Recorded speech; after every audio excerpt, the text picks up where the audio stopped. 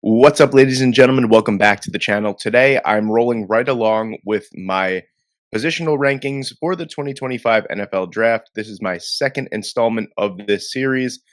I did safeties first, so if you haven't seen that video, be sure to check it out. The response to that so far has been great. It feels good to be making solely draft content again, especially with the New York Jets news for the most part right now, kind of sort of dried up until around the NFL draft. They haven't really made too many signings for the most part. I'll be focusing on draft content as I am still a draft channel, but more Jets focused. So without further ado, let's get into this top 10 ranking. Now, I don't know if this is the first time you guys have seen these rankings, but I don't do honorable mentions. If there is someone that you want to talk about in the comment section below, I'll be happy to discuss why they didn't make my top 10 or how far outside of my top 10 they are. So let's get into it here. And at number 10, it looks like he is taking a dump all over his own logo. It is Jackson Hawes here from Georgia Tech, a former Yale product as well. So, the guy has a lot of bronze, a lot of brains as well. So, Hawes is probably, I'm going to say this, and this is going to sound kind of rude right off the bat, but Hawes is probably the worst receiving tight end here I have in my top 10 rankings. But, the tight end position has progressed so much over the past, not even so much the past like 50 years or whatever have you, just over the past 10 years. A lot of these guys are more receiver focused. Jackson Hawes to me is going to be traditional tight end. That is a block first, can receive, and he will block you straight into the ground. That's what I love about this player. He has such a tenacity, such an anger and a drive and a pursuit to put his man into the dirt. And that's what I love about him as well. He didn't get too many opportunities to receive at Georgia Tech, or Yale rather. I believe his high receiving for a season was 238, and I think that was this past year. So he's an imposing figure, that's for sure. Athletic enough, and he's someone that is really going to be out there. I like to kind of use this comparison as to last year, where some people might be familiar, but I think he's this year's Tip Ryman. So if you guys remember, Tip Ryman was a tight end out of Illinois who was never much of a receiving threat. He was more of a, not more of, he was the best blocking tight end in the class last year. And he went in the third round, believe it or not, a lot higher than I thought. I thought he was like a fifth or sixth round prospect. And that's what I think of Jackson Hawes this year as well. I do think he is a fifth or sixth round prospect, but I wouldn't be surprised if I see his name called late on day 2 or early on day 3 because of that blocking prowess. Now, a lot of the other guys, or basically everyone else in this list, are more of the blend of athletic, receiving ability, and blocking ability. But Hawes, you can't leave the best blocking tight end in the class out of the top 10 rankings, in my opinion. That's why he is here taking a dump on his own logo. Hawes, to me, is the best blocking tight end in the draft, and he comes in, rounds out our list at number 10. So at number 9, we have Mitchell Evans here out of Notre Dame. I really enjoy watching Mitchell Evans play because I like to categorize him as someone that doesn't do anything spectacular, but does everything pretty well. And even from pretty well to really well. So the best part of Mitchell Evans' game, I'd say from a receiving standpoint, is probably his ability to find that soft spot in the zone coverage and just kind of sitting there. He always seems to be open at the right time. He's someone that maybe against man coverage, he isn't going to create any natural separation. He is able to box out really well against some tight man coverage, so he could use his body 6'5", 265 pounds. He's a big boy. So he's someone that athletic is probably one of the lesser athletic tight ends on this list. But like I said, he's got good blocking ability. He's a good receiver. He's a big body that can be a red zone target as well. He's going to be a really good number 2 tight end in an offense. He really reminds me of, not just because of the school comparison, but he really reminds me of Michael Mayer. Now, Michael Mayer, when he gets back to playing his best football, he left the Raiders, I believe, for a period of time due to mental health. When he gets back to his best football, he's a very, very solid second tight end in an offense. And I think that's exactly what Mitchell Evans can be with a lot of receiving upside. He's probably someone that's going to be out there in 12 and 13 personnel, a lot of goal line. He's someone that I could see being a very, very sneaky 300, 400, 500-yard receiving tight end at the NFL level. At number 8, I have Luke Lachey here from Iowa. So Tight End University makes an appearance at number 8. I think Lachey is one of the most underrated tight end prospects in this entire draft class. He's someone that, because Iowa has one of, if not the worst offenses in the FBS, he doesn't really get too much screen time for the most part. If you're looking for a receiver, I believe he hit his high in receiving yards. I think that was 2022.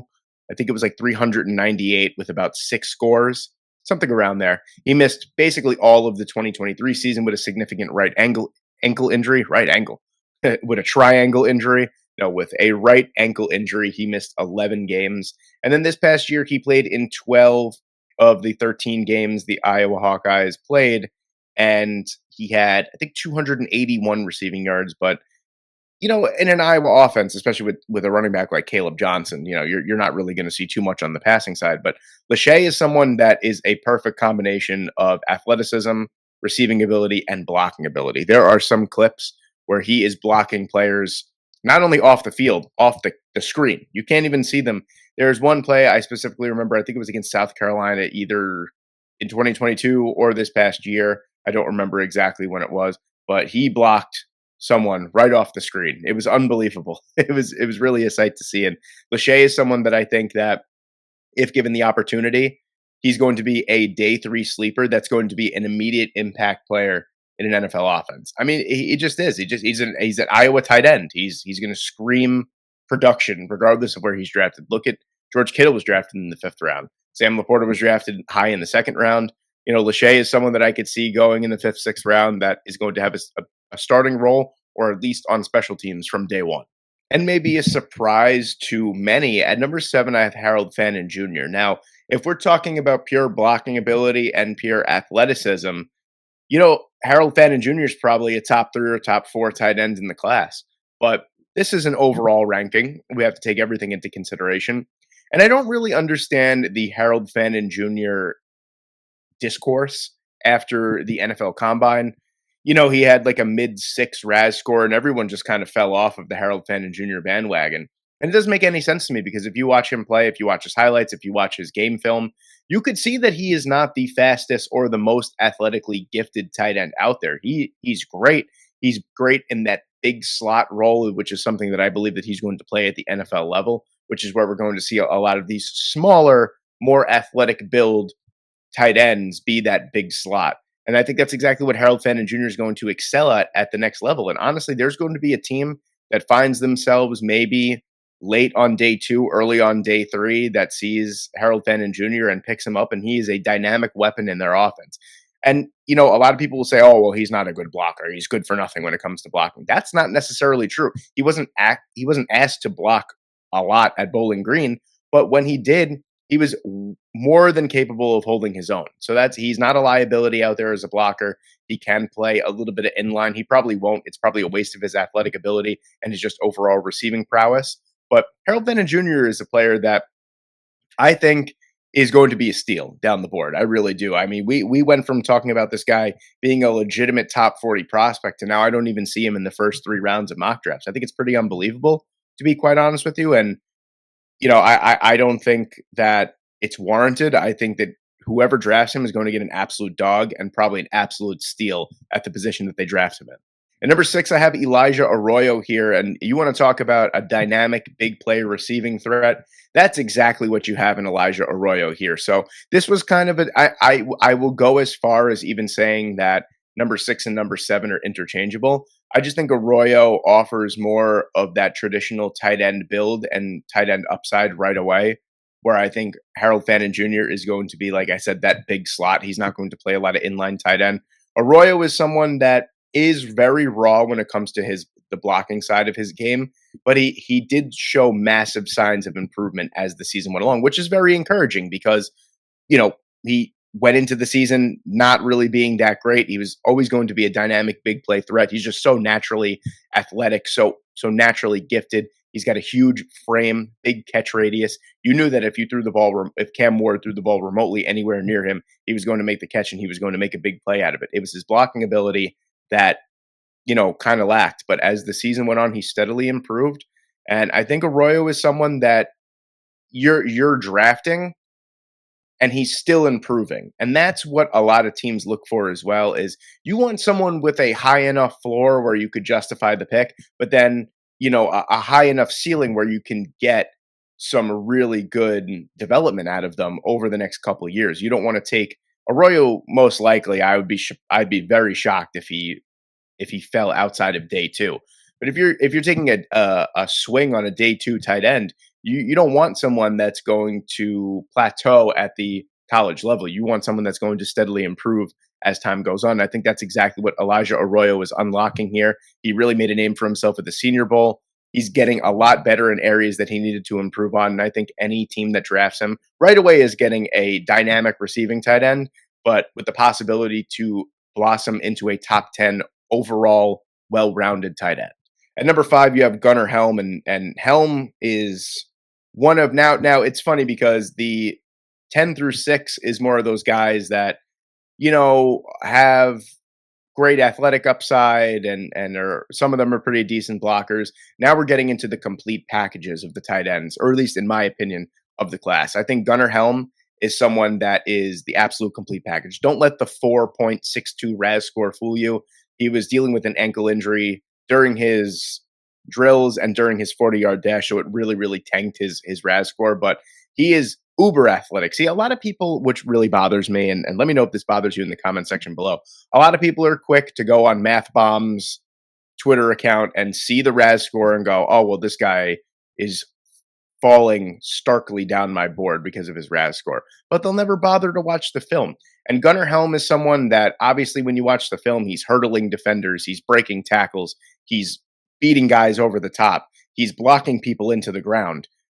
This is a very, very well-rounded tight end. And maybe out of the very best well-rounded tight ends in this class, he's probably got the lowest ceiling, I'd say. He's got a high floor. I think Gunnar Helm comes into the NFL. He's going to fight right away as a tight end 1. He's probably going to be tight end 2 first, and then work his way into that tight end 1 overall 3-down role. But Helm is someone that I could see at his very best being that 800, 900-yard receiver, 6, 7, 8 touchdowns, and just being overall a very, very good blocker in his own right. So Helm is someone that I think has a really high floor, but probably the lowest ceiling out of the top 5. But regardless, I think that a day 2 pick is more than justified on Gunnar Helm, and I think he's going to be fantastic at the NFL level. At number 4, we have my favorite tight end prospect in the entire draft, and that is going to be my man, Terrence Ferguson. Also, this is the cleanest slide that I think I've had in this slideshow. I just think the colors and the logo and the picture of Terrence Ferguson just all go so well together. I love that logo. That's obviously not the primary logo for Oregon, but they really should make it because I love that logo. But Terrence Ferguson is everything that I said about Gunnar Helm and then some. This is just the total package. You want and what separates Terrence Ferguson for me, this might be a little too rich for some people's blood here, having Terrence Ferguson in the top 4, but I think it's absolutely justified. Terrence Ferguson is someone that turns it up a notch when you go from Gunnar Helm to Ferguson. And by that meaning that if you watch film, if you watch him with Dylan Gabriel, if you watch him with Bo Nix, the recognition of his quarterback being in trouble, following the quarterback, making himself open for the scrambling quarterback is really what separates him from the rest of the guys that are below him on this list. His recognition skills, his football IQ, he's a very, very smart football player and a ruthless football player at that too. Super athletic, someone that didn't get lost in the shuffle. I believe he actually had his best receiving year this past year with a stacked Oregon offense. You had, Tez Johnson, you had Evan Stewart. They had a really stacked offense for the most part, and he did not get lost in the shuffle. He's someone that I think right away, going into the NFL at 6'5", 250 pounds, he is your new prototypical NFL tight end. He's someone that can play in line, can play in the slot, can throw blocks very, very well, can receive, can run routes very, very well, can outrun someone up the seam. He's the total package, in my opinion, and it just goes to show how deep this tight end class is, that Terrence Ferguson, where I think in years past, because we haven't had the greatest tight end classes over the past few years, I think Terrence Ferguson could have easily been 1, 2, or 3 in those past classes. Just goes to show you how good it is that he is number 4.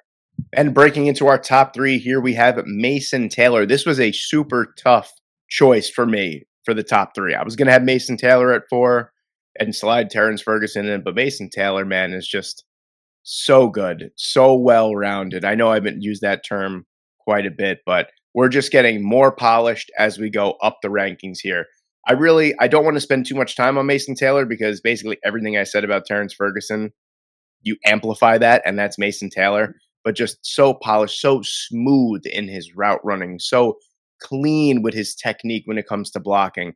Just a monster 6'6, 260 pounds, son of NFL legend Jason Taylor. The guy is just so well rounded and just such a smooth operator on the football field. He's someone that is going to be taken very high in the NFL draft. I think he's a shoe in to be a second round pick as of right now. Wouldn't even bat an eye if he was in that top 40 range. He's just such a clean player. His tape speaks volumes. He's going to be fantastic at the NFL level. I think he slides right in and he slots in as a team that doesn't really have a clear tight end one, say, like the Jets, for instance. Mason Taylor slides right in and he is your three down tight end. Just an unbelievably smooth, clean prospect. And Colston Loveland is our number two tight end. And Loveland and Mason Taylor for me were close. I think Loveland is someone that just pops on tape. You want to talk about athletic ability, route running ability. You have a tight end with a tight end build at 6'5, 255 pounds, with someone with the feet, the quickness, and the overall route running ability of a wide receiver. Loveland isn't going to blow you away in the blocking department, but I mean, his athleticism, route running ability, and receiving ability, his ability to recognize and sit in zones and make himself open for the quarterback. The fact that he's not the best blocking tight end in the class. Don't and that's not me knocking his blocking ability. If you go to Michigan, you know how to block. That's just the way it is. Whether you're a tight end or you're a wide receiver, to get the ball, you got to block. And Colston Loveland is a good blocker, but he's just so much better as a receiver that it really just overtakes his overall tape. And it's just, like I said with Mason Taylor, you want to talk about someone that is smooth out of their release and smooth out of their cuts and very concise and crisp in their route running ability. That's Loveland. I mean, he high points the football very well. He sinks his hips very well. He sinks his shoulders over his hips, which is fantastic. He's just someone that is so anchored in his routes and very, very believable. He's a great overall prospect. And then we go to number one, who is no one's surprise. We have Tyler Warren. Yes, that is no one's surprise at all. I do think I will say the gap between Tyler Warren and Colston Loveland is a lot smaller than people think. I don't think it's out of the realm of possibility that Loveland right away is the better tight end over Tyler Warren. I think Warren is someone that is going to be a tight end that is an every down tight end that is going to hover around that 1,000-yard receiving mark every single year, double digit touchdowns around there. He's going to be your prototypical new Sam Laporta, Travis Kelce, George Kittle. He's going to be up there with the upper echelon of tight ends, and I think relatively fast. But I think it makes because his ceiling and his floor and his ceiling are so close together, in my opinion, because I feel like we've seen, I don't know how much better Tyler Warren can get than he was at Penn State this past year. So I would say that he easily has the highest floor out of any tight end in this class, but maybe his ceiling isn't as high as someone like Mason Taylor or Colston Loveland or maybe even Terrence Ferguson or Harold Fannin. But I think regardless, he is your benchmark for this tight end class. He's someone that's going to come in, be very, very close to 1,000 yards right away, double digit touchdowns. He's a great blocker in his own right as well. Very, very athletic. You know, his frame will kind of deceive you a little bit because, I mean, look at the frames that we've seen at the past 4 or 5 guys. I mean, these massive, beautifully athletic, muscly frames. And then you get Tyler Warren, who isn't the most muscled frame out there, maybe not the most athletic build, but he's so athletic. It really does deceive you. He's so smooth overall, and you know, he's a monster in the open field too, which is hilarious. I mean, I love watching those gold locks fly out of the back of his helmet as he's running past defenders. But yeah, Tyler Warren is someone that easily has the highest ceiling of any single tight end in this class.